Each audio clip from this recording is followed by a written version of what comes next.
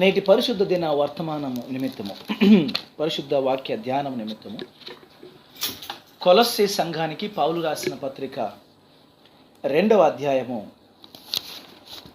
6-7 వచనాలను చదువుకున్నాం. 6-7 వచనాలను మనం కొలస్సీ పత్రికలను చదువుకున్నాం. కావున మీరు ప్రభు అయిన యేసును అంగీకరించిన విధముగా ఆయన యందు వేరుపారిన వారై ఇంటి వలె కట్టబడుచు మీరు నేర్చుకొనిన ప్రకారముగా విశ్వాసమందు స్థిరపరచబడుచు కృతజ్ఞతాస్తుతులు చెల్లించుట యందు విస్తరించుచు ఆయన యందుండి నడుచుకొనుడి అని మనము చదువుకున్నాం. ప్రార్థన చేసి ప్రభు యొక్క సహాయాన్ని అర్థిద్దాం. పరిశుద్ధుడైన తండ్రి, దయగలిగిన మా దేవ, చదవబడినటువంటి లేఖన భాగం ద్వారా నాతోనూ మా అందరితోనూ మీరు మాట్లాడవలసిందని ప్రార్థన చేస్తుంటున్నాం. వినగలిగిన చెవులు, గ్రహించగలిగినటువంటి మనసు మాకు దయచేయండి అయ్యా. బోధించబడుతున్న ప్రతి సత్యము మా అందరి యొక్క హృదయాంతరంగాల్లోకి చొచ్చుకు వెళ్ళి మా జీవితాల్లో పరివర్తనను, ప్రక్షాళనను చేయగలదని ప్రార్థిస్తూ ఉంటున్నాను. ఈ ప్రత్యేకమైన సమయాన మేమందరం కూడా అయ్యా నీ వాక్యాన్ని నేర్చుకోవాలని ఆశగా మీ వైపు కనిపెడుతున్నాం. మా నోరు తెరిచి, మా కన్నులు ఎత్తి, మా మనస్సును ఎత్తి నీ వైపు మేము చూస్తూ ఉన్నాం కనుక మా అందరితో మాట్లాడమని ప్రార్థన చేస్తున్నాను. అయ్యా, ఎవరైతే మరి అనాసక్తులుగా ఉన్నారో వారిని గద్దించి శ్రద్ధగా నీ వాక్యం వైపు తిప్పండి. అలాగే అశ్రద్ధగా ఉన్నటువంటి వారు, నిర్లక్ష్యంతో ఉన్నటువంటి వారు అందరూ కూడా మీ సత్యవాక్యం వైపు తమ మనస్సును త్రిప్పుకోవడానికి వారిని ప్రేరేపించండి.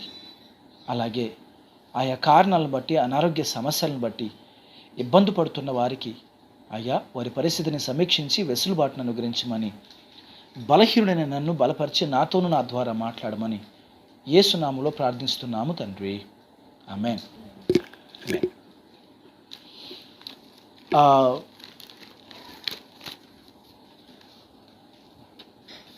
ఇదే లేఖన భాగం నుంచి గతంలో మనం ఆల్రెడీ ఒకసారి ఒక వర్తమానాన్ని విన్నాం ప్రియులారా. పోయిన వారానికి ముందు వారం అనగా మే 31వ తారీఖున మనం ఈ యొక్క వర్తమానం విన్నాం. ప్రభు చిత్తమైతే నేడు ఈ యొక్క వర్తమానాన్ని సంపూర్ణంగా నేర్చుకుని దీన్ని ముగిద్దాం. కొలస్సీ సంఘానికి పౌలు వారు పత్రిక రాస్తూ వారు ఆయా రకాలైనటువంటి దుర్బోధల గుండా వెళ్తున్నటువంటి విషయాన్ని గ్రహించి శోధించబడుతున్నారు. ఎక్కువ ఫిలాసఫీ తత్వం వీళ్ళని అస్థిరులను చేస్తుంది. జ్ఞానయుక్తమైన తార్కికమైన సంగతులు చర్చించబడేటప్పటికీ ఈ కొత్త విశ్వాసులు నిస్సహాయులైపోతున్నారు. దానికి బదులుగా సమర్థవంతంగా స్పందించడం తెలియక, ఆ వాదనని ఎదుర్కొనలేక చాలామంది బలైపోయారట. ఆ పరిస్థితుల్లో పౌలు గారు ఈ పత్రికను రాస్తూ వాళ్ళ విశ్వాసాన్ని బలపరుస్తూ కొన్ని మాటలు చెప్తున్నాడు.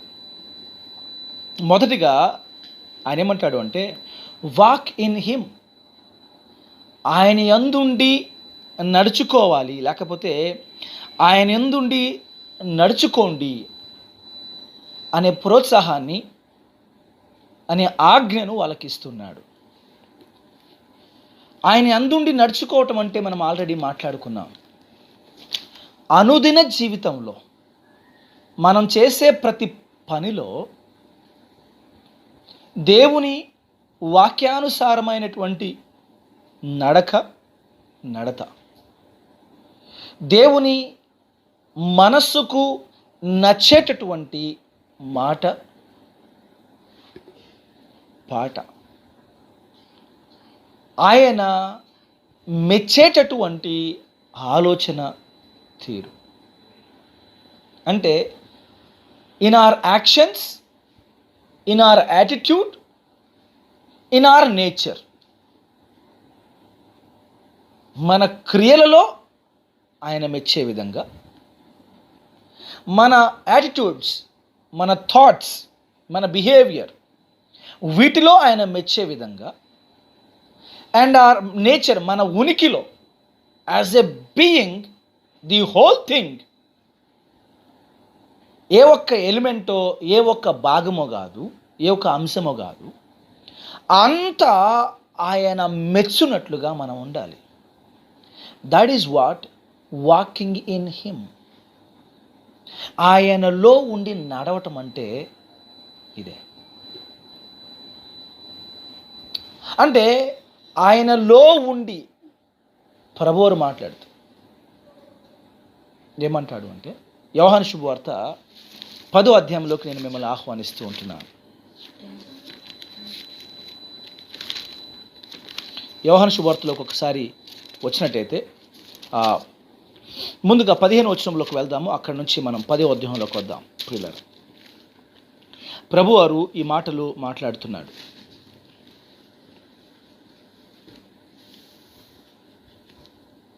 ఏడో వచనంలో, నా యందు మీరును మీ యందు నా మాటలును నిలిచియుండిన ఎడల మీకేది ఇష్టమో అడుగుడి, అది మీకు అనుగ్రహింపబడును. జాన్ 15:7లో, నా యందు మీరును మీ యందు నా మాటలు నిలిచియుండిన ఎడల, మన యందు ఆయన మాటలు నిలబడితే మనము ఆయన యందు నిలబడతాము. If one thing is not possible, or if the first one is not possible, the second one is not possible. మనము ఆయన యందు నిలిచి ఉండాలంటే ముందు ఆయన మాటలు మనలో నిలిచి ఉండాలి. ఈ నా మాటలు విని అనే మాట మనం గుర్తు చేసుకోవాలి. మన యందు ఆయన మాటలు నిలవకపోతే మనము ఆయన యందు నిలవలేము. What gives us the grip to stand in him is the word of God that is in us.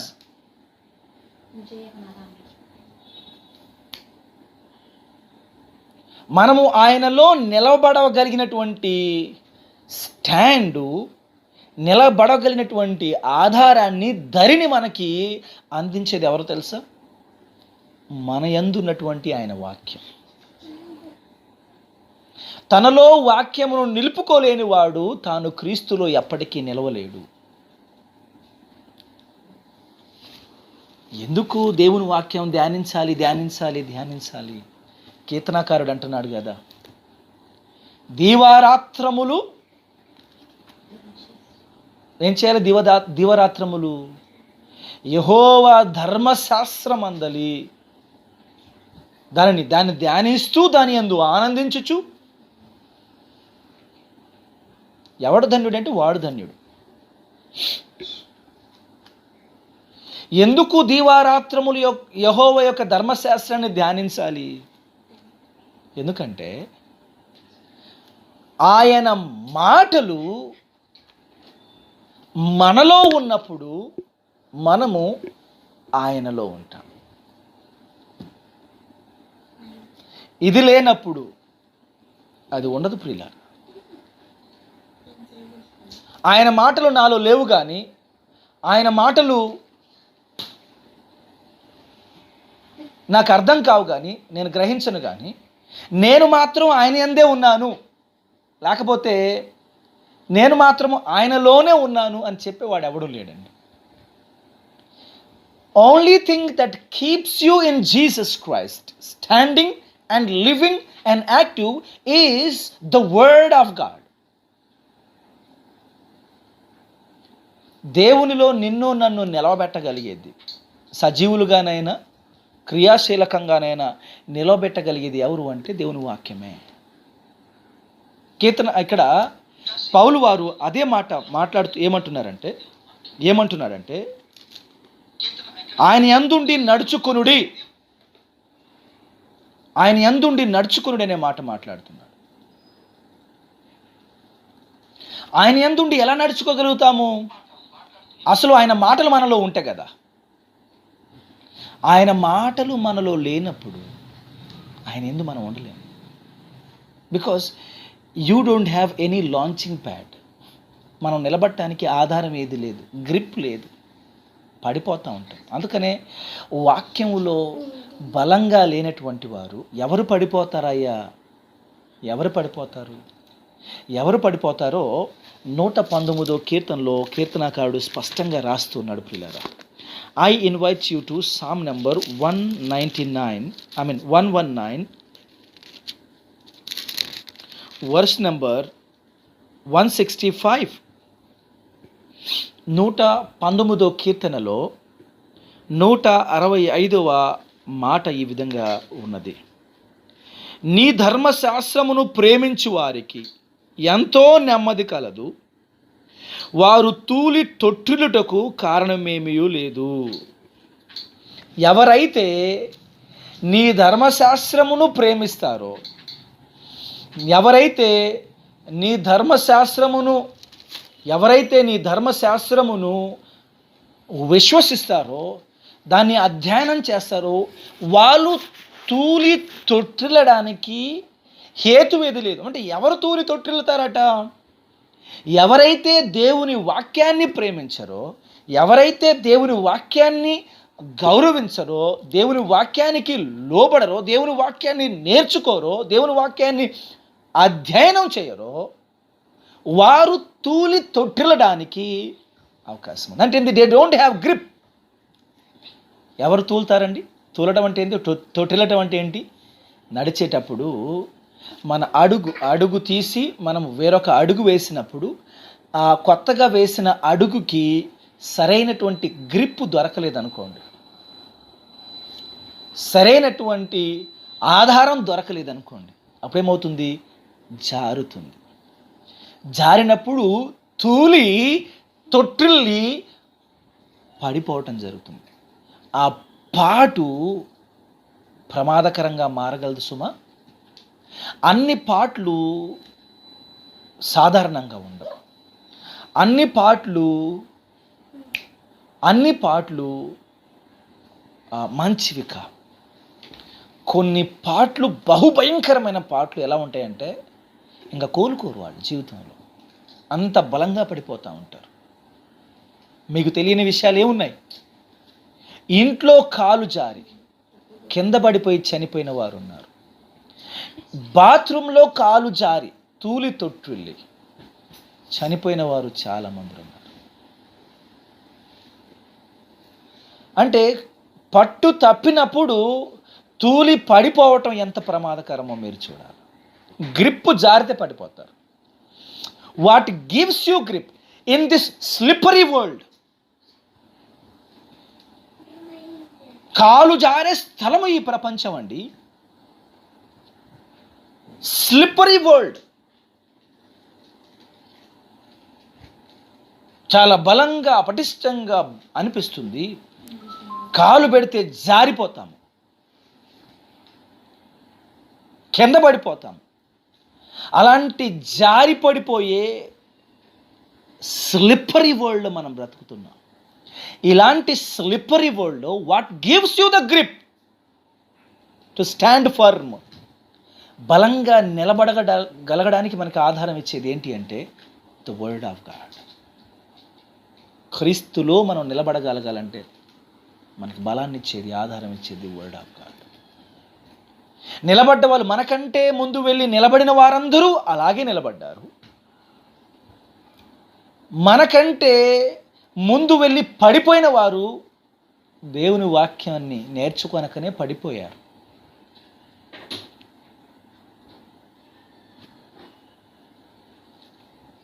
నీవు నేను క్రీస్తునందు బలంగా నిలబడాలి.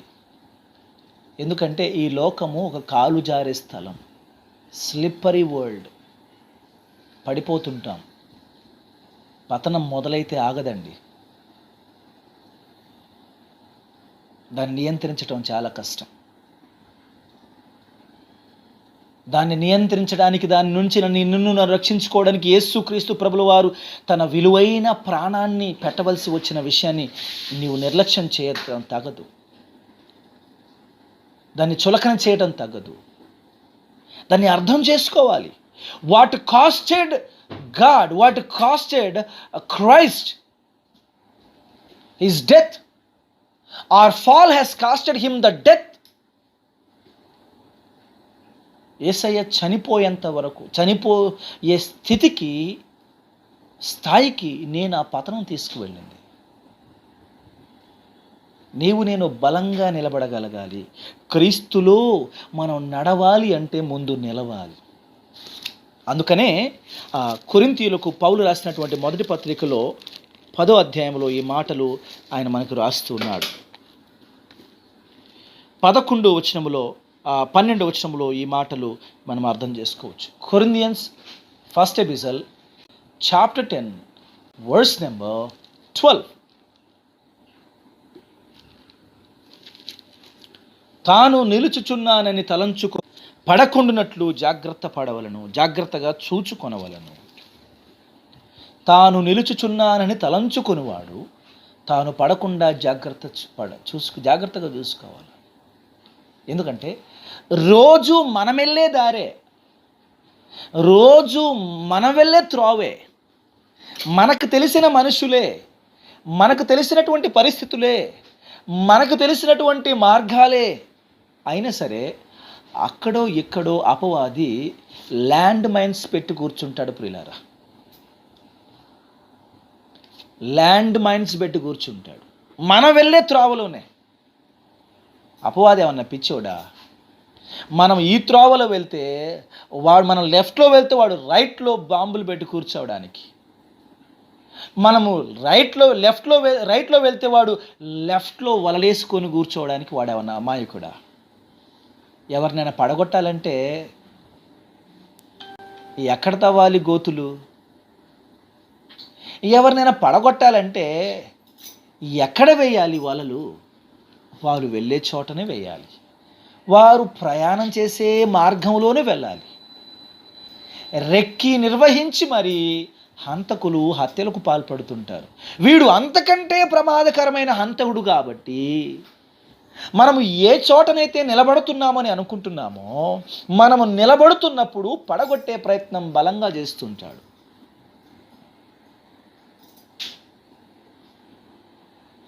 చాలామంది జీవితాల్లో వాడు సక్సెస్ సాధించాడు, పడగొట్టి సక్సెస్ సాధించాడు. బట్ ఇంకొందరి జీవితంలో వాడు ప్రయత్నం చేసి అవమానాన్ని చవిచూశాడు. వాడు గుర్తుపెట్టుకోండి, అపవాదికి నామోషి లేదు, వాడికి సిగ్గు అనేది ఉండదు ప్రియులారా. ఓడిపోయినా మళ్ళీ వస్తాడు. ఒకసారి వాడు విఫలుడైన మళ్ళీ వస్తాడు. ఒకసారి ఓడిపోయాను కాబట్టి ఇక నా బ్రతుకు వేస్ట్, నేను దండగా ఇంకెప్పుడు నా ముఖం వీళ్ళకి చూపించను అని దూరంగా వెళ్ళిపోతాడని అనుకోకండి. మళ్ళీ వస్తాడు. తాను నిలుచుచున్నానని తలంచుకునేవాడు పడకుండగా జాగ్రత్త చూచుకొనవలెను. మరి జాగ్రత్తగా చూసుకుంటున్నారా? మీరు నిలుస్తున్నారు సరే, మనం వెళ్ళే త్రోవలో వాడు మన కొరకు ఏమేమి అమర్చాడో, భౌతికమైనటువంటి సమస్యలే కాదు ప్రియులారా, నిన్ను భక్తిలో నుంచి బలహీనపరచడానికి, నీ విశ్వాస జీవితంలో నిన్ను నిర్వీర్యం చేయడానికి, నీ ప్రార్థనా జీవితాన్ని ఆటంకపరచడానికి, నీవు బైబిల్ చదువుకునే సమయాన్ని నీకు దక్కకుండా చేయడానికి ఎన్ని రకాలుగా వాడు పాటలు పడుతున్నాడో, ఎన్ని రకాలుగా వాడు ఆటంకాలు చేస్తున్నాడో నీకు తెలుసా? కొందరు అనుకుంటున్నారు నేను అలసిపోయి నిద్రపోతున్నాను అనుకుంటున్నారు, కానీ వాస్తవానికి అది సోమరితనంతో నిద్రపోవటం. సోమరులుగా నిద్రపుచ్చుతుంటాడు వాడు. నేను అలసిపోయాను, నాకు చేత కావడం లేదు అని. అదే సోమవారం వచ్చేటప్పటికి చక్కగా చేతనవుతుంది. శనివారం అర్ధరాత్రి వరకు చేతనవుతుంది. సోమవారం తెల్లవారుజాము నుండి చేతనవుతుంది.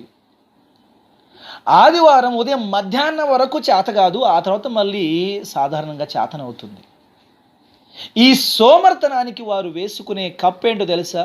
తొడిగేంటో తెలుసా? అలసట. నీవెప్పుడు నిలబడతావు? ఇక నీవెప్పుడో పడిపోయా. నీవు నడవాలంటే ముందు నిలవాలి కదా. నీవు నిలిస్తేనే ఒక అడుగు ముందుకు వేయగలవు.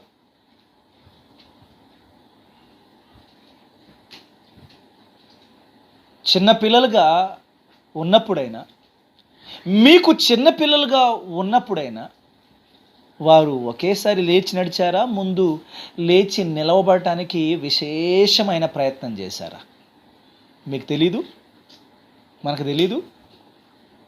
లేచి నిలవడానికి వాళ్ళు ఎంత కష్టపడ్డారో మనకు తెలీదు. ఒక కుర్చీని పట్టుకోనో, అమ్మ కాలును పట్టుకోనో, నాన్న ప్యాంటుని పట్టుకోనో లేచి నిలవబట్టడానికి, ఆ ఫ్రిడ్జ్ని పట్టుకోనో, ఆ గోడను పట్టుకోనో, చేతికి వచ్చిన ఏ వస్తువునో పట్టుకొని లేచి నిలబడటానికి ప్రయత్నం చేసి మళ్ళీ టపుక్కుమంటూ కింద పడి, మళ్ళీ లేచి మళ్ళీ టపుక్కుమంటూ కింద పడి, ఇలా ఎన్ని రోజులు వాళ్ళు కృషి చేసి చివరాఖరికి నిలబడ్డారో మీకు గుర్తులేదు? వడివడిగిలా పరుగులు తీశారా? నిలబడటం చాలా ఇంపార్టెంట్ పిల్లరా. నీవు నిలబడాలి. ముందు నీవు నిలబడాలి, ఆ తర్వాత నడవాలి, ఆ తర్వాత పరుగెత్తాలి. ఎందుకంటే విశ్వాస జీవితాన్ని పరుగు పందెంతో పోల్చాడు పౌలు భక్తుడు. నా పరుగు కడముట్టించితిని అంటాడు. మంచి పోరాటం పోరాడితిని, పరుగు కడముట్టించితిని అంటాడు.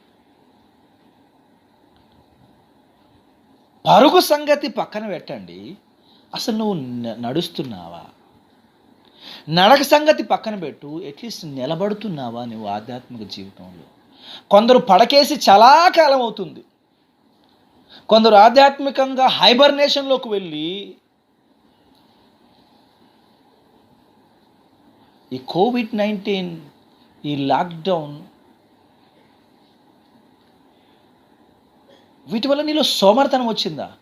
ప్రాణభయంతో ఇంకా ప్రభు సన్నిధికి వచ్చే వాళ్ళు ఉన్నారు. ఇప్పుడు లక్షలుగా కోట్ల మంది ప్రాణభయంతో మునుపులేని భక్తిని ఇప్పుడు చేస్తున్నారు. లోగడ లేనటువంటి విశ్వాసాన్ని ఇప్పుడు ప్రదర్శిస్తున్నారు. ప్రాణభయంతో, చచ్చిపోతామనే భయంతో వాళ్ళు ప్రభు దగ్గరికి వస్తున్నారు. కొందరైతే ఇంకా నిర్లక్ష్యపరులుగా మారారు, ఇంకా సోమరులుగా మారారు.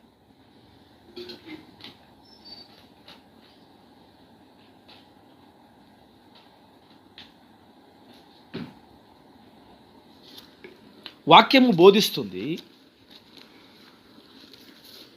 ఆయన యందుండి నడుచుకొనుడి. To walk in Christ is to live a life in the pattern that Christ lived. క్రీస్తు యేసు ప్రభుల వారు ఏ జీవన విధానాన్ని అవలంబించాడో ఆ జీవన విధానంలో మనం బ్రతకటమే ఆయన యందుండి నడవాలి. ఆయన యందు నడవాలి అంటే ముందు ఆయన యందు నిలవాలి. నువ్వు నిలుస్తూ ఉంటే నిలవనివ్వడానికి అపవాదేమి ఊరక కూర్చోలేదు. వాడి ప్రయత్నాలు చేస్తూనే ఉన్నాడు బొక్కబోర్లా పడగొట్టాలని. వాడు పడగొట్టేవాడుగా ఉంటున్నాడు, మన యేసుక్రీస్తు ప్రభుల వారు నిలబెట్టేవాడుగా ఉంటున్నాడు. నా తరువాత మనము నేర్చుకోవాల్సినటువంటి రెండవ పాయింట్ ఏంటంటే ప్రియులారా, రూటెడ్ ఇన్ హిమ్, వేరు పారిన వారై ఇంటి వలె కట్టబడుచు. Growth is in 2 directions. You grow deep, you grow tall.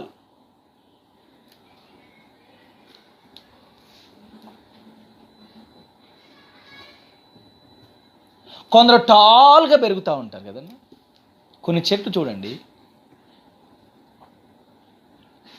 భూమి మీద చాలా ఎత్తు ఎదుగుతాయి. కానీ భూమి లోపల వేరు పైనే ఉంటుంది. ఏ చిన్న గాలి వచ్చినా పుట్టుకుమని పడిపోద్ది. ఎందుకంటే వేరు లేనందున, వేరు లోతుగా లేదు కాబట్టి ఎప్పుడైతే ఆ పెనుగాలి వీచిందో ఆ గాలి దుమ్ముకి టపుకుమని పడిపోతుంది.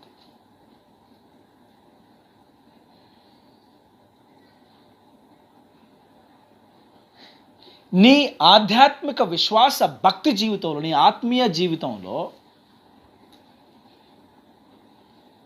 నీవు ఎత్తుకు ఎదగాలి, కాదనట్లేదు. అట్ ద సేమ్ టైం లోపలికి వేర్లు బలంగా ఉండాలి. వేర్లు బలంగా లేవనుకోండి, ఏమవుతుందో తెలుసా? విత్తు అని ఉపమానంలో చాలా మన్ను లేని రాతి నేల మీద పడ్డది చూశారు. ఆ చాలా మన్ను లేని రాతి నేల మీద పడ్డ చెట్టులాగా అయిపోతుంది ప్రియులారా. మత్తయి శుభవార్త 13వ అధ్యాయం. మత్తయి శుభవార్త 13వ అధ్యాయం.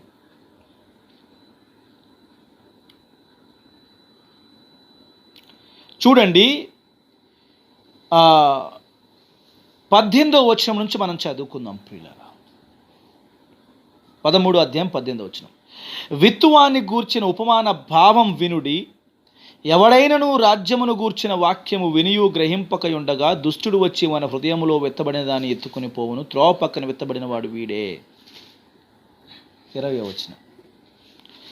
రాతి నేలను విత్తబడిన వాడు వాక్యమును విని వెంటనే సంతోషముతో దాన్ని అంగీకరించువాడు. అయితే అతనిలో వేరు లేనందున అతడు కొంతకాలము నిలుచును గాని వాక్యము నిమిత్తము శ్రమ అయినను హింస అయినను కలుగగానే అభ్యంతరపడును. వేరు లేనందున, because there is no root. The root did not dig deep into the earth or the soil.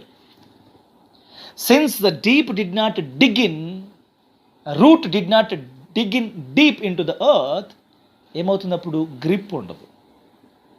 ఆ గ్రిప్ ఉండకపోవడాన్ని బట్టి చాలా మన్ను లేనటువంటి ఆ రాతి మీద వేరు బలహీనంగా ఉంది. వేరు లోపలికి వెళ్ళలేదు. వేరు లోపలికి వెళ్ళలేదు కాబట్టి ఆ మొక్క పొటెన్షియల్గా చచ్చిపోతుంది. గాలికి కూలిపోతుంది. పెద్ద మొక్క అయితే గాలికి కూలిపోతుంది, చిన్న మొక్క అయితే ఎండిపోతుంది. చాలామంది జీవితాలు అలాగే ఉంటాయి. చాలామంది జీవితాలు అలాగే ఉంటాయి. పైకి కలకల ఆడిపోతూ ఉంటారు, చాలా యాక్టివ్ కనపడుతూ ఉంటారు, బడబడబడ మాట్లాడుతూ ఉంటారు, ఎప్పటికీ గలగలమంటూనే ఉంటారు తప్ప లోపల ఆధ్యాత్మిక జీవితాన్ని పరిశీలిస్తే ఒక్క విషయంలో కూడా వారికి బైబిల్ పరమైనటువంటి పరిశుద్ధ గ్రంథమైన వాక్యానుసారమైన అవగాహన ఉండదు. వాళ్ళు ఏమి నమ్ముతున్నారో తెలియదు, ఎందుకు నమ్ముతున్నారో తెలియదు, ఏది నమ్మితే ప్రమాదమో, ఏది నమ్మితే ఆరోగ్యకరమో, ఏది ఆరోగ్యకరమైన బోధో, ఏది ప్రమాదకరమైన బోధో ఏమీ తెలియదు. కానీ కలకల ఆడుతూ ఉంటారు.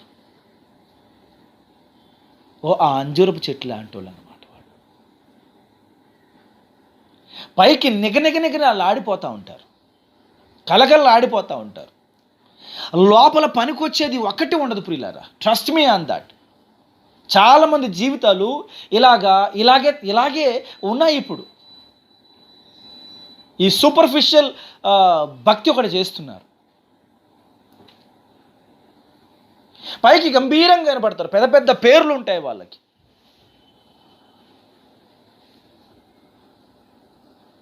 నోట్లో నుంచి పెద్ద పెద్ద మాటలు బయటకు వస్తూ ఉంటాయి. వాటిని క్రిస్టియన్ జార్గన్స్ అంటారు. క్రిస్టియన్ జార్గన్స్ అంటే ఎలాంటి ప్రైజ్ ద లార్డ్, హల్లెలూయా, స్తోత్రం, గ్లోరీ టు గాడ్, హౌ స్తోత్రం, ప్రైజ్ గాడ్, హల్లెలూయా అన్నాడు. ఇవన్నీ క్రిస్టియన్ జార్గన్స్. ఈ క్రిస్టియన్ జార్గన్స్ అన్ని తరచుగా వాడుతుంటారు వాళ్ళు. ఆ పదాలకి మించి లోపల ఏముండదు ప్రియులారా. They are there. ఇగో ఈ నోటికే పరిమితం, ఇంకా నథింగ్ ఈజ్ ఇన్ సైడ్.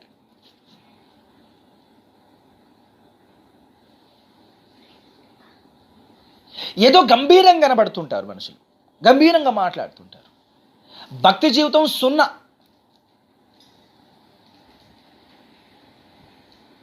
ఇక వాళ్ళ ఎక్స్పీరియన్స్ గురించి మాట్లాడమంటే ఎప్పుడో మొదలు పెడతారు.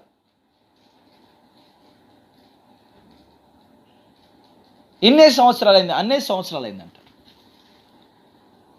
వాళ్ళు పైకి ఎదిగారేమో కానీ లోపలికి ఎదగల. ఒక వృక్షం యొక్క బలం పైకి ఎదగటం కాదండి, లోపల వెదగటం.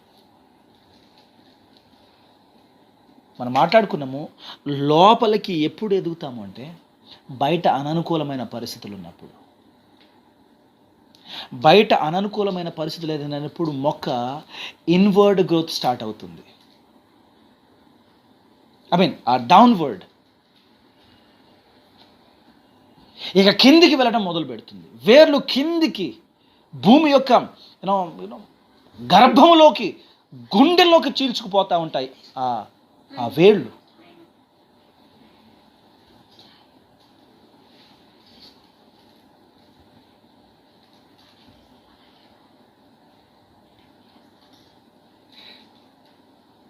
ఎందుకంటే బయట పరిస్థితులు అననుకూలంగా ఉన్నాయి కాబట్టి. ఆది సంఘంలో విశ్వాసులు 1, 2, 3 శతాబ్దాల్లోని విశ్వాసులు అంత బలంగా ఎందుకు ఉండేవాళ్ళు? కత్తులతో కాళ్ళ ముందు చంపబడుతున్నా ఎందుకు బలంగా ఉండేవారు? సొంత కుటుంబ సభ్యులు చెరలోకి తీసుకుపోబడుతున్నా ఎట్లా ధైర్యంగా ఉండేవాళ్ళు?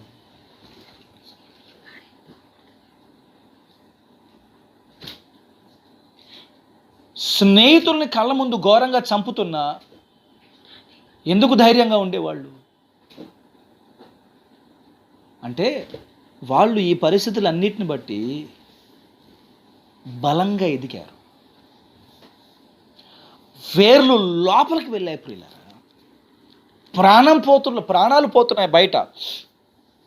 ప్రాణాలు పోతున్నప్పటికీ కూడా వారు భయపడలేదు. గల కారణం ఏంటంటే దేర్ రూట్స్ వర్ డీపర్.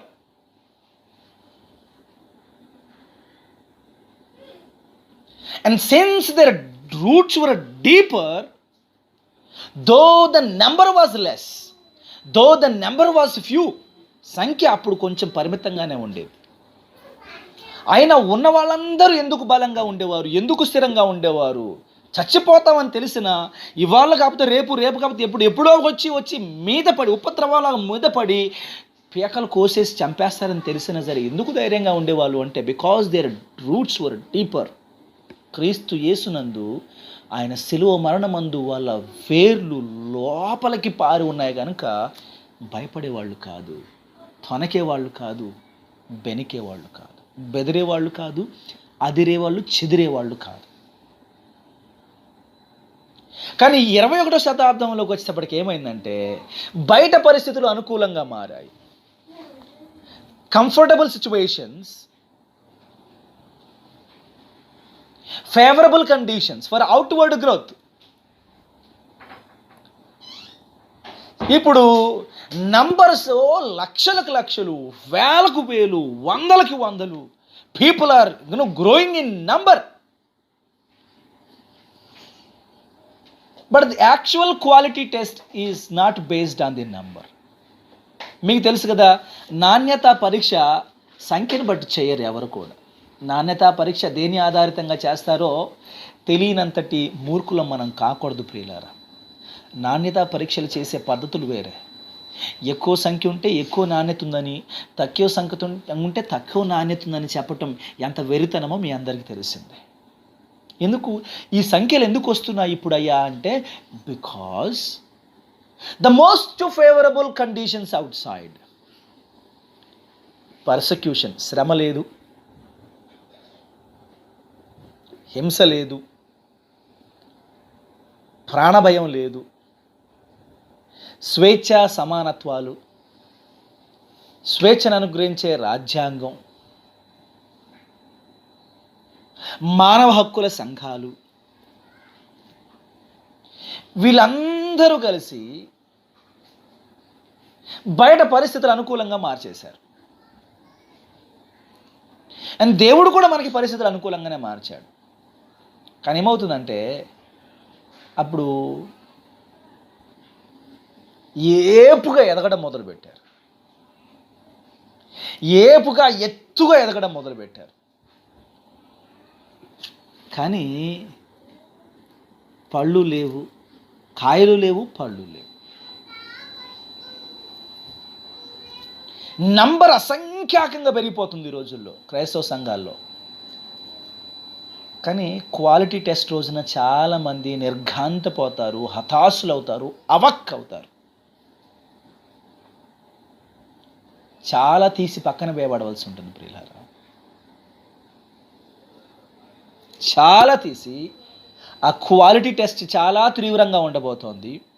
ఆ సివియర్ క్వాలిటీ టెస్ట్లో ఆ క్వాలిటీ టెస్ట్లో చాలా చాఫంతా ఎగిరిపోతుంది. బలమైనటువంటి ఆ నాణ్యతా పరీక్ష, తీవ్రమైనటువంటి ఆ నాణ్యతా పరీక్షల్లో నిలబడేవారు ఎంతమందో కదా. ఒకవేళ దేవుడు నాణ్యతా పరీక్ష పెడితే నీవు నేను ఈరోజు నిలబడగలుగుతామా ఆ నాణ్యతా పరీక్షకి? నాణ్యతా పరీక్ష ఉంటే నేను బంగారంలాగా మెరుస్తానని ఒక భక్తుడు మాట్లాడుతున్నాడు. ఇప్పుడు నాణ్యతా పరీక్షలు ఎదుర్కోవడానికి ఏ విశ్వాసి సిద్ధంగా లేడు. నేను మస్తున్నా సార్ అంటాడు అంతే. అసలు నీకంటే ముందు నుంచే నేను నమ్ముకున్నాను, నా అనుభవం అంత లేదు నీ వయసు అంటాడు ఒక ఆయన. నాణ్యతా పరీక్ష వయసును బట్టి జరుగుతుందా? నాణ్యతా పరీక్ష అనుభవాన్ని బట్టి జరుగుతుందా? ఎక్కువ అనుభవం ఉంటే క్వాలిటేటివ్ అన్నట్టేనా? ఎక్కువ వయసు ఉంటే క్వాలిటేటివ్ అన్నట్టేనా? పౌలు కంటే ముందున్నటువంటి తక్కిన 12 మంది అపోస్తల కంటే పౌలు ఎక్కువ నాణ్యమైన వాడని దేవుని చేత ఎంచబడలేదా? పౌలు కంటే ముందు నుంచి యేసుక్రీస్తు ప్రభుల వారి దగ్గర నుంచి నేరుగా బోధన పొందినటువంటి తక్కిన 12 మంది అపోస్తల కంటే కూడా పౌలు అనుభవంలోనైనా వయసులోనైనా వారికంటే చిన్నవాడినటువంటి ఈ వ్యక్తి దేవుని చేత యోగ్యుడుగా ఎంచబడలేదా? ప్రతి విశ్వాసి వాక్యములో లోతుగా ఎదగాల. బయట ఎంత ఎత్తు ఎదుగుతావు అనే విషయాన్ని ఆయన ఇంకొక ఎనాలజీలో చూపిస్తున్నాడు. ఆ ఎనాలజీ ఏంటంటే ఇంటి వలె కట్టబడుచు అనే మాట మాట్లాడతాడు. ఇంటి వలె కట్టబడటంలో ఇంకొక అర్థం ఏముందో తెలుసా ప్రియులారా? చెట్టు బలంగా నాటుకున్నప్పుడు అది మంచి ఫలాలను ఇవ్వగలుగుతుంది, సుదీర్ఘకాలం నిలబడగలుగుతుంది. What difference does it make అంటే ప్రియులారా, కొన్ని చెట్లు పైనే ఉంటాయి, నేలపైన ఫలాలు ఇస్తాయి, కాదనట్లేదు, కానీ తక్కువ కాలమే.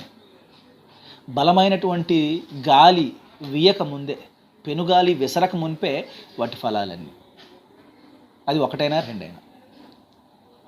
ఈ బలమైనటువంటి వేర్లు, లోతుకు వేర్లు పారినటువంటి చెట్లు ఉంటాయి చూశారు, అవి సుదీర్ఘకాలం నిలబడతాయి, స్థిరంగా పండ్లు కాస్తూ వెళ్తూ ఉంటాయి, ఎక్కువ కాలం నిలబడతాయి. నీవు నేను ఆధ్యాత్మిక జీవితంలో లోతైనటువంటి వేరు పారిన వారం అవుతే సుదీర్ఘంగా కాలం నిలబడగలము.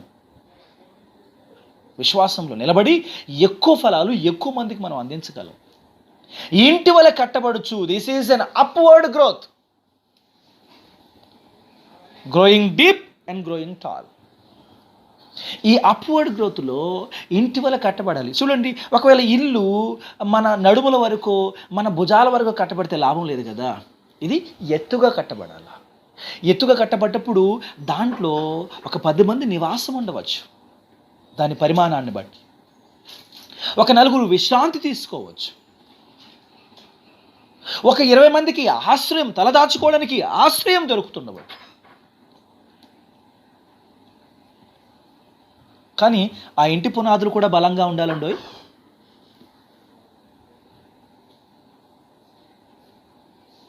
ఇల్లు ఎత్తుగా కట్టబడుతుంది. నీవు నేను అనేక మంది ఆధ్యాత్మిక జీవితాలకు, లేకపోతే ఆత్మీయ జీవితాలకు ఫలాలు పంచగలిగినటువంటి బలమైన వృక్షం వలె, లోతైన వేరు కలిగిన వృక్షం వలె, బలమైన పునాది కలిగినటువంటి భవంతి వలె మనం నిలబడాలి ప్రియులారా. అని మీ అందరికీ తెలుసు, ఒకవేళ అతడు బలమైనటువంటి పునాది మీద కట్టబడిన వాడు కాకపోతే, బలమైనటువంటి పునాది మీద నిలబట్టబడిన వాడు కాకపోతే పరిస్థితి ఎంత భిన్నంగా ఉంటుందో, ప్రమాదకరంగా ఉంటుందో మనందరికీ తెలుసు. మత్తయి శుభవార్త 7వ అధ్యాయంలో ఈ సంగతి ప్రభువారు మాట్లాడుతూ ఉన్నారు. 24వ వచనములో, కాబట్టి ఈ నా మాటలు విని వాడు చొప్పున చేయు ప్రతి వాడును బండ మీద తన ఇల్లు కట్టుకొనిన బుద్ధిమంతుని పోలియుండును. వాన కురిసెను, వరద వచ్చెను గాని, గాలి విసిరును, ఆ ఇంటి మీద కొట్టెను గాని దాని పునాది బండ మీద వేయబడను గనుక అది పడలేదు. మరియు ఈ నా మాటలు విని వాటి చొప్పున చేయని ప్రతి వాడు ఇసుక మీద తన ఇల్లు కట్టిన వాడిని కట్టుకుని బుద్ధిహీనుని పోలియుండును. వాన కురిసెను, వరదలు వచ్చెను, గాలి విసిరి ఆ ఇంటి మీద కొట్టెను, అప్పుడు అది కూలబడెను, దాని పాటు గొప్పదని చెప్పెను. నీవు నేను బలమైన పునాదుల మీద కట్టబడిన స్థిరమైనటువంటి ఇంటి వలె నీవు ఉండాలి. అపవాది ఊరకుండడు ప్రియులారా. నీవు ఒక చెట్టు అయినా నీ మీద నా మీద వాడి దాడి ఉంటుంది. నేను ఒక భవనమైనా, ఒక ఇల్లు అయినా నీ మీద నా మీద వాడి దాడి నిరంతరాయంగా దాడి చేస్తూనే ఉంటాడు. He never gets tired. అపవాదికి దాడి చేయటంలో అలసట లేదు, అలాగని ప్రెస్టేజీ లేదు. ఎప్పటికీ దాడి చేస్తూనే ఉంటాడు. అవమానాలు ఎదురైనా వాడు చేస్తానే ఉంటాడు. ప్రతిఘటన ఎదురైనా చేస్తూనే ఉంటాడు. తిరస్కారం ఎదురైనా వాడు దాడి చేస్తూనే ఉంటాడు. ఒక చెట్టు వలె నువ్వు బలంగా నిలబడాలి. లోతుకు వేరు పారిన వారై అనేక మందికి నీ ఫలాలు పంచబడాలి. ఒక ఇంటిగా నువ్వు లోతుగా పునాది వేయబడిన వాడై బలమైనటువంటి ఇంటిగా నువ్వు నిర్మించబడాలా. అనేక మందికి ఆశ్రయదుర్గంగా నువ్వు మారాలా. అనేక మంది నీ నీడన విశ్రాంతి తీసుకొనగలిగినటువంటి విశాలమైన విశ్వాస జీవితం నీకు ఉండాలి ప్రియులారా.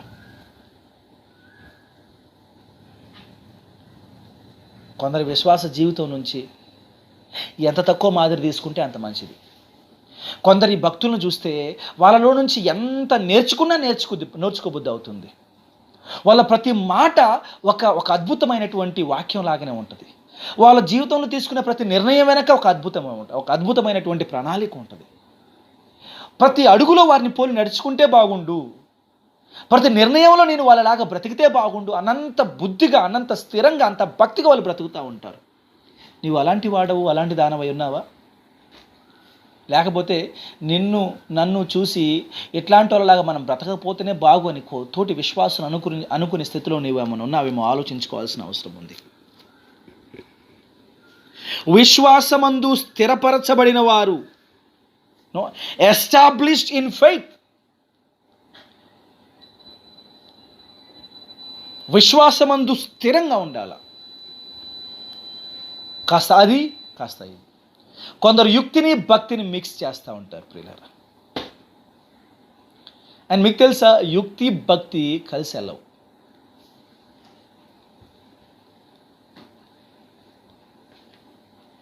చాలా ఎంతో కొంత యుక్తి ఓకే, కానీ కుయుక్తి ప్రమాదకరం.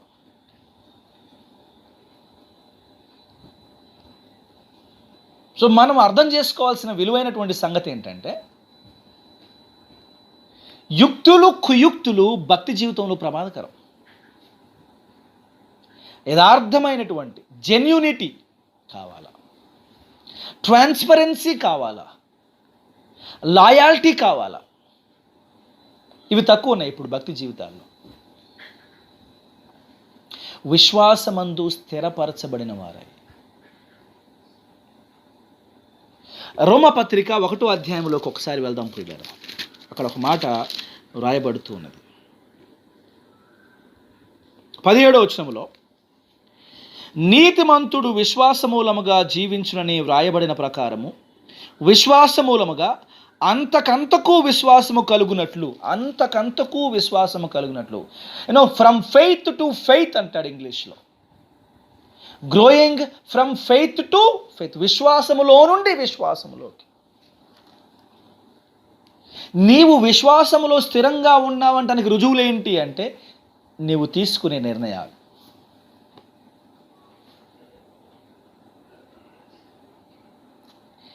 నీవు వేసే అడుగులే నీవు విశ్వాసంలో స్థిరంగా ఉన్నావో లేవో చూపిస్తాయి. ఎందుకంటే విశ్వసించినటువంటి వారు సాహసోపేతంగా దేవుని కొరకు నిర్ణయాలు తీసుకోగలుగుతారు. విశ్వాసములో అస్థిరులైనటువంటి వారు దేవుని కొరకు సాహసోపేతమైన నిర్ణయాలు తీసుకోరు. తమ విషయంలో సాహసోపేతమైన నిర్ణయాలు తీసుకుంటారు, తమ కుటుంబ సభ్యుల విషయంలో సాహసోపేతమైన నిర్ణయాలు తీసుకుంటారు, తమ ఉద్యోగాల విషయంలో సాహసోపేతమైన నిర్ణయాలు తీసుకుంటారు, తమ యొక్క వ్యాపారాల విషయాల్లో సాహసోపేతమైన నిర్ణయాలు తీసుకుంటారు, తమ యొక్క కుటుంబ సభ్యులకు సంబంధించి సాహసోపేతమైన నిర్ణయాలు తీసుకుంటారు. అదే దేవునికి సంబంధించి వారు ఏ సాహసోపేతమైన నిర్ణయాలు తీసుకోరు. దేవుని దగ్గరికి వచ్చేటప్పటికి ఏదో అంటారు కదా, గుంపులో అన్నట్టు ఇందులో సాహసోపేతంగా, అయ్యా ఎవరు చేయకపోయినా నేను చేస్తాను, ఎవరు రాకపోయినా నేను వస్తాను, ఎవరు నిలబడకపోయినా నేను నిలబడతాను, ఎవరు ఇవ్వకపోయినా నేను ఇస్తాను అంటూ ముందుకు రారు. ఎందుకంటే అంత విశ్వాసం వాళ్ళకి లేదు. నేను ముందుకు రావాలంటే వెనక చూసుకొని పక్కలు చూసుకొని వాళ్ళు రారా, వీళ్ళు రారంటనా, వాళ్ళు ఎందుకు రారు, వీళ్ళు ఎందుకు రారు, వాళ్ళు ఎందుకు పోరు, వీళ్ళు ఎందుకు పోరు, వాళ్ళు ఎందుకు నిలబడరు, వీళ్ళు ఎందుకు నిలబడరు, వాళ్ళు నిలబడితే నాకు సమస్య ఏంటి, లేకపోతే నాకేం సంబంధము, నాకు మాత్రం అవసరం ఏంటి, వాళ్ళు పోనప్పుడు నాకు అవసరం ఏంటి, వీళ్ళు రానప్పుడు నాకు అవసరం ఏంటి, వాళ్ళు నిలబడినప్పుడు నాకు అవసరం ఏంటి, వాళ్ళు చేయనప్పుడు నాకు సంబంధం ఏంటి, వాళ్ళు నిలబడకపోతే వాళ్ళు ఇవ్వకపోతే నాకు మాత్రం అవసరం ఏంటి, ఎంతమందితో పోల్చుకుంటారు. అదే కుటుంబ సభ్యుల విషయంకి వచ్చినప్పటికీ, తమ ఆరోగ్యం విషయం వచ్చినా, లేకపోతే ఉద్యోగం విషయంలోకి వచ్చినా, వ్యాపార విషయంలోకి వచ్చినా క్షణం మాత్రం ఆలస్యం చేయరు ప్రియులారా. క్షణం ఆలోచన కానీ క్షణం ఆలస్యం కానీ చేయరు. ఏది చేయబడవలనో అది అసాధ్యమైనా చేసి తీరతారు, అది దూరమైన భారమైన నెరవేరుస్తారు. ఎందుకంటే వాళ్ళకి విశ్వాసంలో ద్వంద్వ ప్రమాణాలు ఉంటాయి. అదే దేవుని దగ్గరికి వచ్చేటప్పటికి నేను కాకపోతే ఎవడేం చేస్తాడులే, ప్రభువా అన్ని పనులు జరగాలంటే నువ్వు ఒక చెయ్యాలి నాయన అంటే, వేరే వాళ్ళందరూ వేయడానికి కృప చూపించు తండ్రి, నా చుట్టూ ఉన్న వాళ్ళు తలో చెయ్యి వేసి ఈ పని చేయడానికి, నా చుట్టూ ఉన్నటువంటి వాళ్ళు తలో ఒక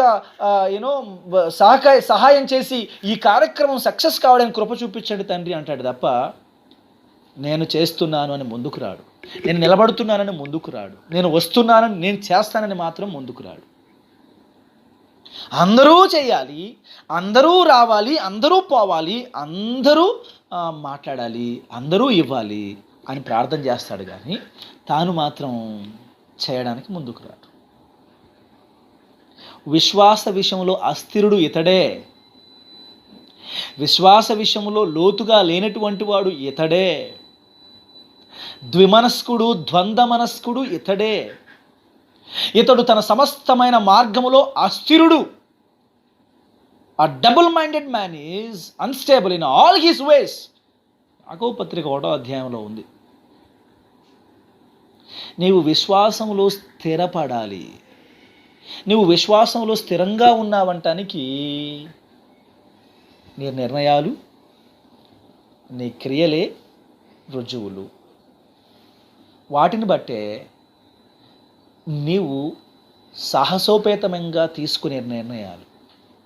అన్నీ ఉండి అన్ని సమృద్ధిగా ఉండి చాలా వేస్ట్ అయిపోతుంటే ఆ వేస్ట్ అయిపోయి తీసి అటు ఇవ్వండి అయ్యా, లేకపోతే ఆ వేస్ట్ అయిపోతున్నావు తీసుకెళ్ళి వాళ్ళకి ఇవ్వండి అయ్యా అంటాం. అది కాదు. ఏమీ లేనప్పటి పరిస్థితుల్లో నుండి కూడా చేయగలగటమే, అసాధ్యమనబడుతున్న పరిస్థితుల్లో కూడా నిలబడగలగటమే, ఇది విశ్వాసం యొక్క స్థిరత. ఏ పని బాట లేదు కాబట్టి నేను కూడా వస్తా అంటాం కాదు. పెద్దగా పొద్దేమీ పోవట్లేదు, నేను కూడా ఉంటా అంటాం.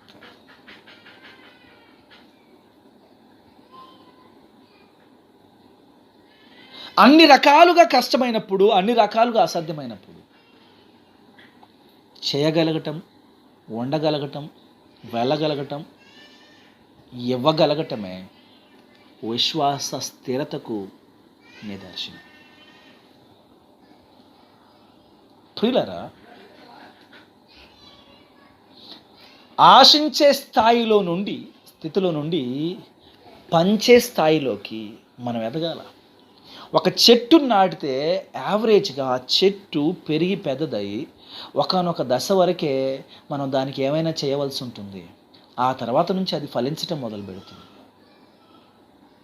కానీ కొన్ని చెట్లు జీవితకాలం అంతా వాటిని పోషిస్తూనే ఉండాలి, అవి అప్పటికీ ఫలించే స్థితికి ఎదగవు ప్రియులారా.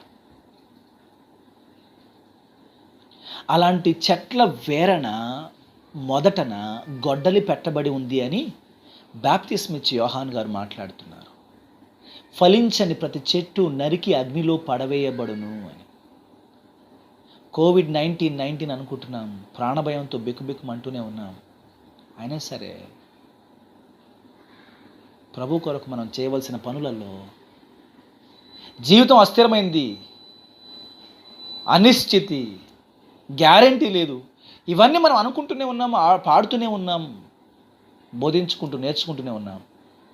కానీ జీవితం విషయంలోకి వచ్చేటప్పటికి మళ్ళీ ఏమీ లేనట్టుగానే బతుకుతున్నాం.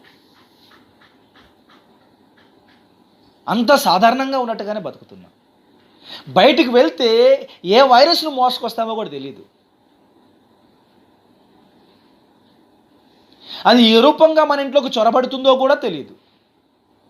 No matter how careful you are. నేను ఒక వీడియో చూస్తూ ఉన్నాను. ఫారిన్ కంట్రీలో కరోనా నుండి బయటపడిన ఒక కుటుంబము, ఆయన తన అనుభవాలు చెప్తా ఉన్నాడు. కరోనా తనకి ఎలా వచ్చిందో తెలియదట. బహుశా ఈ కరెన్సీ నోట్ల వల్ల బహుశా నాకు వచ్చి ఉండొచ్చు, నా ద్వారా నా భార్యకి, నా కూతురికి కూడా వచ్చిందన్నట్టుగా చెప్పడాన్ని నేను విన్నాను. నువ్వు 24 గంటల వెళ్ళి రోడ్డు మీద తిరగనక్కర్లేదు, ఎక్స్పోజ్ కానక్కర్లేదు, అది ఏ రూపానైనా రావచ్చు.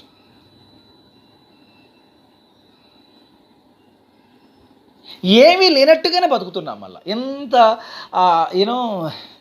అనిశ్చితిలో కూడా మరి ఏమి లేనట్టుగానే బతుకుతున్నాం. విశ్వాసంలో స్థిరత నీవు ప్రభు కొరకు చేసే సాహసోపితమైన పనుల ద్వారా నిరూపితమవుతుంది ప్రియులారా. ప్రభు కొరకు సాహసోపితమైనటువంటి నిర్ణయాలు తీసుకోవాలా, పనులు చేయాలా, స్వచ్ఛందంగా మనం ముందుకు రావాలా. ఆ తర్వాత ఇంకొక మాట మాట్లాడుతూ ఏమంటాడు అంటే, కృతజ్ఞతాస్తుతులు చెల్లించుట యందు విస్తరించుచు అనే మాట మాట్లాడతాడు. We have to abound in faith with thanksgiving. కృతజ్ఞతాస్తుతులు చెల్లించుట యందు విస్తరించాలి. You and I must be thankful and grateful. ఈ ఆధునిక సంఘంలో ఉన్నటువంటి సమస్య ఏంటో తెలుసా? కృతజ్ఞత లేకపోవడం, పశ్చాత్తాపం లేకపోవడం. ఈ కృతజ్ఞత గురించి బోధించే వాళ్ళు తక్కువైపోయారు, పశ్చాత్తాపం గురించి మాట్లాడే వాళ్ళు తక్కువైపోయారు. What we like most, what we preach most, or what we learn most is about repentance and gratitude. Let us repent and be grateful for everything that you receive. ఈ రోజున నీవు అనుభవిస్తున్న ప్రతి వస్తువు కొరకే నువ్వు ప్రభువును స్తుతించాలి. నీవు ఆహారంగా తీసుకుంటున్నటువంటి ప్రతి పదార్థం కొరకు నువ్వు దేవుని స్తుతించాలా.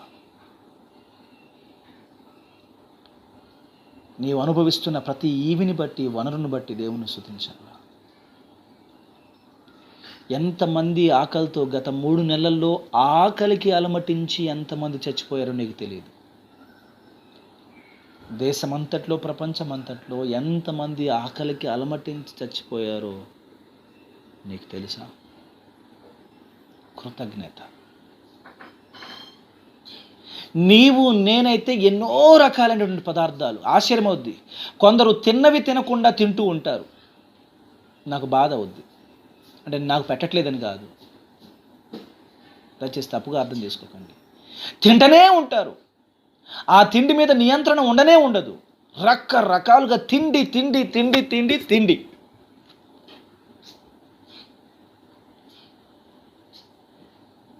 దేశమంతా, ప్రపంచమంతా ప్రాణాపాయంతో అట్టుడుకుతుంటే కొందరైతే వండిన వంట వండుకోకుండా, తిన్న స్వీట్లు తినకుండా, చేసిన ఫ్రైలు చేసుకోకుండా మార్చి మార్చి, మీకు విషయం తెలుసా? ఆన్ అన్ యావరేజ్ బేసిస్ 2 నెలలు తినే ప్రొవిజన్స్ 1 నెలలోనే తినేస్తూ ఉన్నారట ఈ లాక్డౌన్ కాలంలో. అట్ట తింటున్నారు జనాలు. ఒక పక్క ఆకలికి చచ్చిపోతున్నారు వీళ్ళు.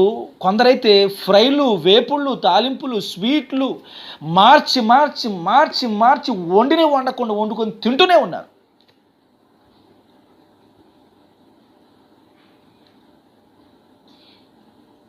మళ్ళీ పండ్లు, పలహారాలు మినహాయింపు, టిఫిన్లు మినహాయింపు. How could you do that?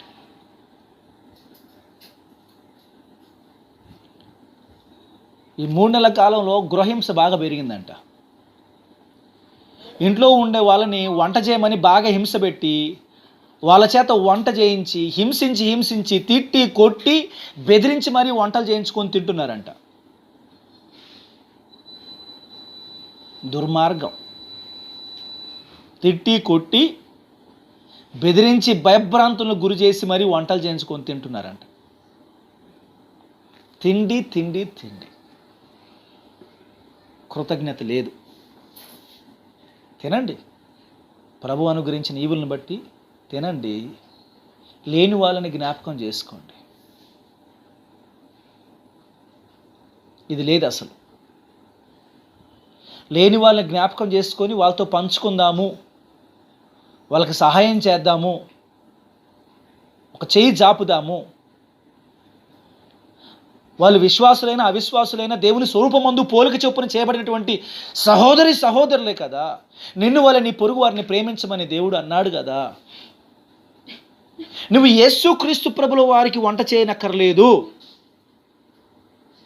ఎవరో భక్తుడు అన్నట్టు, Jesus Christ doesn't need your generosity, he doesn't need your food items, he doesn't need your good works, but your neighbour needs. నీ పొరుగు వాడికి అవసరం. లేని వాళ్ళని జ్ఞాపకం చేసుకోండి ప్రియులారా. అసలు మనం తినే వాటిని కృతజ్ఞత ఉంటే, అయ్యో పాపము నేనైతే తినటానికి ఉంది కాబట్టి కృతజ్ఞత తెలియజేస్తున్న, పాపం లేని వాళ్ళు చాలామంది ఉన్నారు కదా, వాళ్ళ సంగతి తిందని అప్పుడు ఆలోచించేవాళ్ళమే. ఈ వెరైటీ తినలేదని, ఆ వెరైటీ తినలేదని, ఆ వెరైటీ తినలేదని, ఏ వెరైటీలో యూట్యూబ్లో ఎన్ని వెరైటీలు కనబడితే అన్ని వెరైటీలు వండుకు తినేశారంట.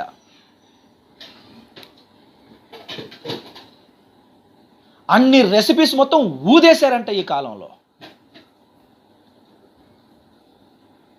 తిండి తిండి కడుపులోకి వెళ్తుంది, బహిర్భూమిలోకి వెళ్తుంది ప్రియులారా. తినండి, కడుపు మార్చుకోమని అనట్లేదు, కానీ లేని వాళ్ళని జ్ఞాపకం చేసుకోవాలా. కంటికి కనిపించే సహోదరుడు ఇబ్బంది పడతా ఉంటే వాళ్ళకి సహాయం చేయకుండా మనం మాత్రం వండుకు తినేసి, ప్రభు ఆ దేశాన్ని రక్షించిన ఆయన, మళ్ళీ పొద్దున్న లేస్తే ప్రార్థన, ఈ దేశాన్ని రక్షించిన ఆయన, మా రాష్ట్రాన్ని రక్షించిన ఆయన, ఇప్పుడు ఆయన ఆకాశం నుంచి ఇశ్రాయేలు కొరకు మన్నాను కురిపించినట్టుగా నేను ఇప్పుడు ఆ మన్నాను కురిపించాలా? మళ్ళీ ఆ మన్నా కురిపించుకోవాలని ఏరుకునే ఫస్ట్ వ్యక్తి నువ్వే అయి ఉంటావు, నేనే అయి ఉంటా. మన్నాను కురిపించు ప్రభువా, దేశాన్ని కాపాడు. సరే పోయి ఎట్లాగో నీకుంది కదని వేరే వాళ్ళ కోసం మన్నాను కురిపిస్తే అది కూడా కూర్చుకుంటాం మనం వెళ్ళి. ఎందుకు? నేను ప్రార్థన చేశాను కాబట్టి దేవుడు మన్నాను కురిపించాడు, ఫస్ట్ నేను ఎత్తుకున్న తర్వాతనే వేరే వాడు ఎత్తుకోవాలని చెప్పేసి వెళ్ళి కొప్పేసుకునే రకాలు మనం.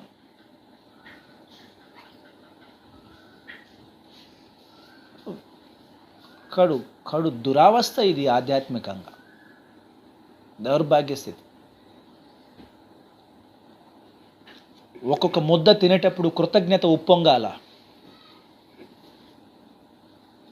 ఉచ్ఛ్వాస నిశ్వాసలు తీసుకునేటప్పుడు దేవుని పట్ల కృతజ్ఞత ఉప్పొంగాల. నీవు బ్రతికున్నావంటే దేవుని కృప ఉప్పొంగాల, కృతజ్ఞత ఉప్పొంగాల.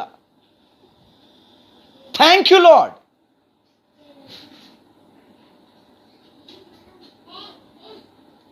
ఎంతకాలం అయింది నువ్వు కూర్చొని కొరకు ప్రాణం అర్పించి నన్ను రక్షించి నా కొరకు నీ కుమారుడైన యేసుక్రీస్తు వారి యొక్క విలువైన రక్తాన్ని చిందించినందుకు నీకు వందనాలయ్యా.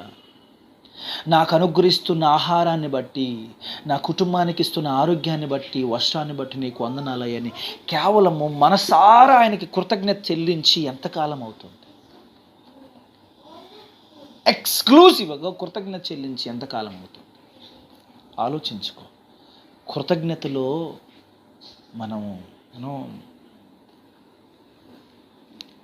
విస్తరించాలి. నీ కొరకు నా కొరకు ఎంతోమంది ప్రార్థన చేస్తున్నారు ప్రియ. వారందరి కొరకు మనం కృతజ్ఞత చెల్లించాలి. మన నాయకుల కొరకు కృతజ్ఞత చెల్లించాలి. చక్కని వాతావరణం కోసం కృతజ్ఞత చెల్లించాలి. You have so many reasons to thank the lord. కృతజ్ఞత ఎందుకు విస్తరించండి. అక్కడ అబౌండ్ ఇన్ థ్యాంక్స్ గివింగ్. కృతజ్ఞత లేకపోవటం అతి ఘోరమైనటువంటి దుశ్చర్య, పాపం. ఆదాము హవ్వలు చేసినటువంటి పాపంలో అదే మూలం. Ungratefulness, the root cause of sin, ungratefulness. కృతజ్ఞత లేకపోవటం. They had no gratitude or they did not have any gratitude. ఎంత విశ్వాన్ని తయారు చేసి, ఎంత వనాన్ని తయారు చేసి మనకిచ్చాడు, ఈ ఒక్క చెట్టు మాత్రం తినొద్దు అన్నాడు. Let us leave it for him అని. ఎక్కడైనా మనము కృతజ్ఞత కలిగి ఆయన యందుండి నడుచుకొనుచు, ఆయన యందుండి వేరుపారిన వారమై, చెట్టు వల్ల లోతైన వేరుపారిన వారమై, ఇంటి వల్ల ఎత్తుగా కట్టబడిన వారమై, విశ్వాసమందు స్థిరపరచబడిన వారమై, కృతజ్ఞత చెల్లించడం యందు విస్తరించడి వారమై, count your many blessings, name them one by one. Count every blessing, name them one by one. You have innumerable blessings you've been blessed with. And let's thank God. కృతజ్ఞత చెల్లిద్దాం. ప్రార్థన చేసుకుని ఈ ప్రభుదిన సహవాసాన్ని ముగించుకుందాం. దేవుడు మనందరి వినికిడిలో తన పరిశుద్ధ లేఖనాన్ని దీవించి ఆశీర్వదించును గాక. ఆమేన్. Thank you so much. And sorry for the inconvenience. In spite of all our best efforts, something or the other, one way or the other, things go wrong. Extremely sorry. And తప్పకుండా నేటి వర్తమానం మీ అందరికీ దీవెనకరంగా ఉంటుందని నమ్ముతున్నాను. తప్పకుండా నేటి వర్తమానం మీ అందరికీ ఆశీర్వాదకరంగా, వ్యక్తులుగా, కుటుంబాలుగా, సంఘంగా ఉపయోగకరంగా ఉంటుందని నమ్ముతూ ఉంటున్నాను. ప్రార్థిస్తూ ఉండండి. ఈ బైబిల్ గాస్పెల్ చర్చ్ పరిచర్య కోసం ప్రార్థించండి. ఈ సహవాసంలో సభ్యులుగా ఉంటున్నందుకు మీ అందరికీ ప్రత్యేకమైనటువంటి శుభాలు, ధన్యవాదాలు కృతజ్ఞత తెలియజేస్తూ ఉంటున్నాను. I'm thankful every one of you, for every one of you. I'm thankful not only to God, I'm also thankful to you equally. మిమ్మల్ని అందరిని బట్టి నేను దేవుని స్తుతిస్తున్నాను. మీ అందరితో వాక్యాన్ని పంచుకునే అవకాశాన్ని బట్టి నేను దేవుని స్తుతిస్తున్నాను. I'm equally thankful to God for every one of. The same time pray for this ministry. పరిచర్య కోసం ప్రార్థన చేయండి. అలాగే దేవుని వాక్యాన్ని బట్టి మనం బ్రతకాల్సిన అవసరం ఉంది. అండ్ బైబుల్ గాస్పల్ చర్చ్ మనందరికీ ఒక శుభవార్త చెప్పదలుచుకుంది. మన Bible gospel church app design చేయడం జరిగింది. మనం ప్రభు కృపను బట్టి లాస్ట్ వీక్ ఆ యాప్ను మనం లాంచ్ చేశాము. నా ప్రియ సహోదరి సహోదరులారా, మీ అందరికీ నా యొక్క దీన మనవి ఏంటంటే, తప్పకుండా మన బైబుల్ గాస్పల్ చర్చ్ యాప్ని ప్లే స్టోర్లో నుంచి Bible gospel church Hyderabad play స్టోర్లో బైబుల్ గాస్పల్ చర్చ్ హైదరాబాద్ అని టైప్ చేస్తే వస్తుంది. యాప్ను డౌన్లోడ్ చేసుకోండి. రేటింగ్ ఇవ్వండి. మీ మనసుకు వచ్చిన రేటింగ్ ఇవ్వండి. నా మనసులో ఉన్న రేటింగ్ మాత్రం 5 స్టార్ అని నేను అనుకుంటున్నాను. తప్పకుండా సో దయచేసి రేటింగ్ ఇవ్వండి, మంచి కామెంట్ పెట్టండి. అలాగే మీ స్నేహితులకు చెప్పండి డౌన్లోడ్ చేసుకోమని. It doesn't take much space 2 MB మాత్రమే. అసలు అంత తక్కువ స్పేస్లో మనకు వచ్చేది ఏదీ లేదు. కానీ అంత తక్కువ స్పేస్లో మనకి ఈ బైబుల్ గాస్పల్ చర్చ్ యాప్ వస్తుంది. ఈ యాప్ ఇలా ఉంటుంది ప్రియులారా. Let me show it to you. కెమెరాకి నేను చూపించే ప్రయత్నం చేస్తున్నాను. ఈ బ్రైట్నెస్ వల్ల కనిపించట్లేదు. Maybe this is how it looks.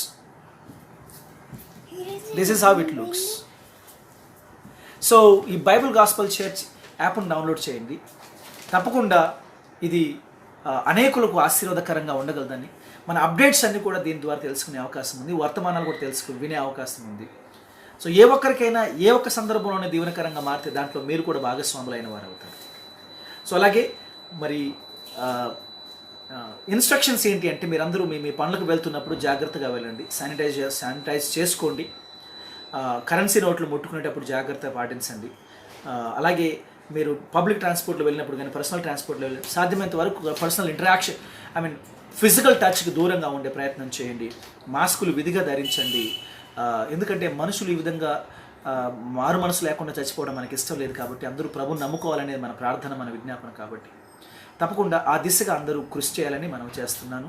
అలాగే ఈ పరిచర్య అభివృద్ధి కోసం మీరు తప్పక ప్రార్థన చేయగలని మనం చేస్తూ, మరి మీకు ప్రభు ఇచ్చిన తలంపును బట్టి, మీకు ప్రభు ఇచ్చినటువంటి ఆలోచనను బట్టి మరి మీరందరూ కూడా ఆయనకు నమ్మకంగా జీవించాలని మనం చేస్తూ, ఈ సహవాసంలో పాల్గొన్నందుకు మరొకసారి మిమ్మల్ని అందరినీ అభినందిస్తూ ఈ కొద్ది మాటలు దేవుడు దీవించును గాక. ఆమేన్. ప్రార్థన చేసుకుని ఆశీర్వాదాలతో మనం ముగించుకుందాం. పరిశుద్ధమైన ప్రేమ కలిగిన తండ్రి, దయగలిగినటువంటి మా దేవ, ఈ యొక్క ప్రభుదిన కాలంలో తండ్రి ఉదయకాలం మొదలుకొని ఇప్పటి వరకు ఈ సహవాసాన్ని జరిగించుకోవడానికి మీరు మాకు ఇచ్చినటువంటి అవకాశాన్ని బట్టి, అనుమతిని బట్టి వందనాలు తండ్రి. చివరిలో కొన్ని తండ్రి నాయన అనుకున్నటువంటి సంఘటనలు జరిగినప్పటికీ కూడా క్షేమంగా మళ్ళీ ప్రభు మేము రీకనెక్ట్ కావడానికి మీరు మాకు అవకాశం ఇచ్చారు. అయితే మా ప్రభు మరి ఈ వర్తమానాలు విన్నటువంటి మా అందరి జీవితాలు వెలిగించబడి బలపరచబడి అయ్యా అనేకులకు దీవెనకరంగా మారని ప్రార్థన చేస్తుంటున్నాము. కోవిడ్-19 ప్రమాదం నుంచి మమ్మల్ని అందరినీ కూడా తప్పించండి, కాపాడండి.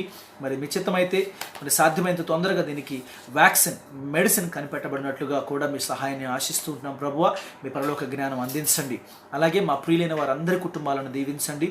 వారికి ఉన్నటువంటి కొదువులు కొరతలు తీర్చండి. ఉద్యోగ వ్యాపారాల్లో సహాయం చేయండి. రాకపోకల భద్రతను అనుగ్రహించండి అయ్యా. అది మాత్రమే కాదు కానీ తండ్రి, వారికి ఉన్న ప్రతి అవసరతను తీర్చండి ప్రభువా. అందరూ కేవలం ఆశించే వారంగా కాకుండా మేము ఇవ్వగలిగే వారంగా, పంచేవారిగా ప్రభువా, మరి మాకు ఇవ్వబడినటువంటి ప్రతి విషయం పట్ల కృతజ్ఞత కలిగి ఉండి మేము అనేకులకు పంచగలిగే వారుగా మమ్మల్ని చేయమని ప్రార్థన చేస్తున్నాం ప్రభువా. మాకున్నటువంటి ప్రతి విషయంలో కూడా, ప్రతి ఇబ్బంది విషయంలో మీరే కల్పించుకుని మీ సహాయాన్ని అనుగ్రహించమని ప్రార్థన చేస్తూ, నా దేవ మరి ఆధ్యాత్మిక జీవితాన్ని స్థిరపరచండి, బలపరచండి. వాక్యములు మేము ఇంకా బలంగా నిలబడటానికి, అనేకులకు ఆధ్యాత్మికమైనటువంటి తండ్రి ఆవాసంగాను లేకపోతే ఆసరాన్ని ఇవ్వడానికి ప్రభువ మేము మరి ఎదగడానికి సహాయం చేయమని ప్రార్థన చేస్తూ, మా కుటుంబాలకి ఈ పరిచర్యకు వ్యతిరేకంగా జరుగుతున్నటువంటి ప్రతి చీకటి అంధకార శక్తులను మరి వాటి యొక్క ప్రయత్నాలను మీరు లయం చేసి ఈ పరిచర్యను వృద్ధిలోకి తీసుకురమని, అనేకులకు దీవెనకరంగా చేయమని ప్రతి బిడ్డను, ప్రతి సహోదరిని మీ అసలు సమర్పించుకుంటూ క్షేమాన్ని, సమాధానాన్ని, నెమ్మదిని, ప్రశాంతతను వారందరికీ నీ వాక్యం ద్వారా అనుగ్రహించమని నజరేయుడు ప్రాణ స్నేహితుడు యేసు పరిశుద్ధ నామములో ప్రార్థన. ఆమేన్. ఆమేన్. ప్రియులారా, God bless you all. Many blessings. Thank you so much.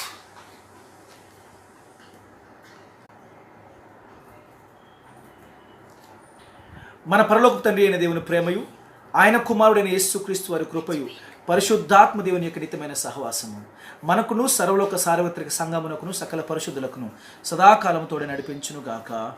Amen. Good night and good day and thank you so much.